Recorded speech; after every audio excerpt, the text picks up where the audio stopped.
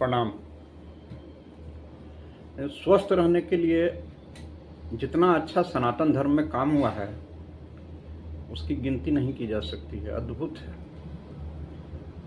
सनातन धर्म की स्थापना करने वाले हमारे ऋषि मुनियों का हम बहुत बहुत धन्यवाद देना चाहते हैं। हर महीने में कोई ना कोई व्रत त्यौहार होता है और उस व्रत त्यौहार में हम उपवास करते हैं, जिससे हमारा शरीर, तन, मन और हमारी आत्मा तीनों शुद्धि होती है।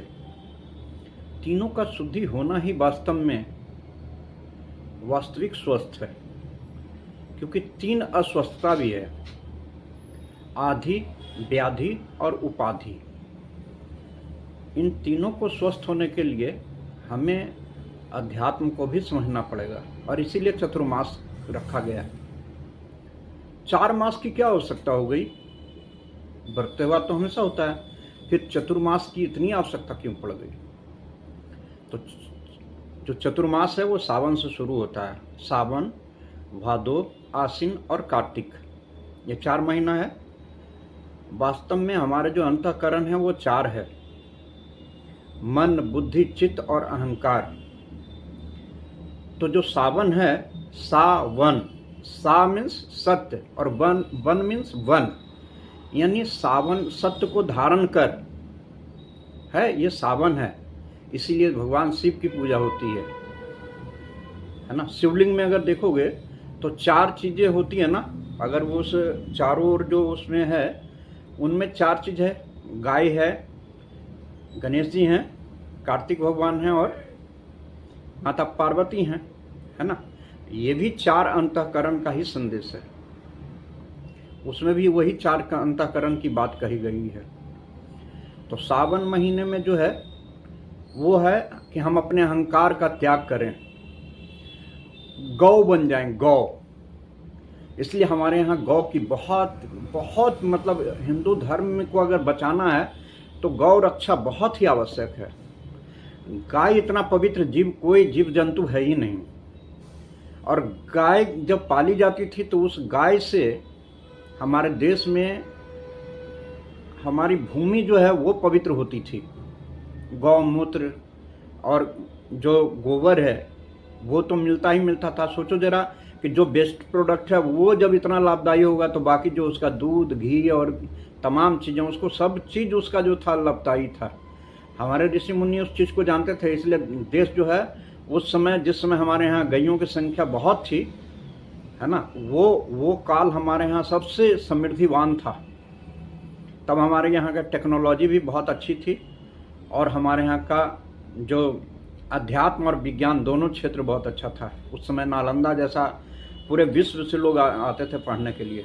नालंदा में ज्ञान और विज्ञान दोनों की बहुत अच्छी शिक्षा दी जाती थी। और भारत जो था उस समय देश का गुरु था। पूरा देश कहने का मतलब कि पूरे विश्व का गुरु था। आज भी वो गुरु है ना, लेकिन हम अपने ही महत्व को नहीं जानते हैं। तो सावन महीने में शिव की पूजा का मतलब ही है कि हम अपने अहंकार का त्याग करें और हम अपने मूल स्वरूप जो कि शुद्ध आत्मा है उससे परिचित हों, वही शिव है। फिर जो दूसरा मास होता है वह भादो का होता है। भादो मास में क्या होना चाहिए? तो भादो मास में गणेश जी की पूजा होती है। गणेश जी क्या हैं? बुद्धिदाता, यानी निर्मल बुद्धि से ही परमात्मा की प्राप्ति की जाती है। तो ये भादो का महत्व हो गया। फिर आता है आश्विन। आश्विन का मतलब है कि माता का पूजा। माता का मतलब है कि निर्मल चित्त का हो जाना। इसीलिए माँ का पूजा का विधान है। जब हम अपनी उनकी 8 भुजाएं जो है वो 8 भुजा नहीं है, वास्तव में जो है 8 जो है अपरा प्रकृति है। 5 महाभूत: पृथ्वी, जल, अग्नि, वायु, आकाश और मन, बुद्धि और अहंकार। ये 8 अपरा प्रकृति है। जब ये 8वां अपरा प्रकृति जब शुद्ध हो जाता है तब परमात्मा की प्राप्ति होती है ना। इसीलिए 9 दिन होता है। तो 9 दिन होने का मतलब है कि 9 जगह अंधकार है: पृथ्वी, जल, अग्नि, वायु, आकाश और 4 अंतःकरण: मन, बुद्धि, चित्त और अहंकार। जब ये सब पवित्र हो जाता है तो हमें माँ का दर्शन होता है। तो हमारे जो है धर्म जो है हमारा इतना अच्छा है, लेकिन हम प्रतीक को नहीं समझ पाते हैं। शिव क्या हैं, गणेश भगवान क्या हैं, माता क्या हैं। और जब फिर देखो कार्तिक महीना में क्या होता है, तो कार्तिक में सूर्य भगवान की उपासना मूल रूप से होता है। तो मन को पवित्र करने के लिए सूर्य की उपासना की जरूरत है।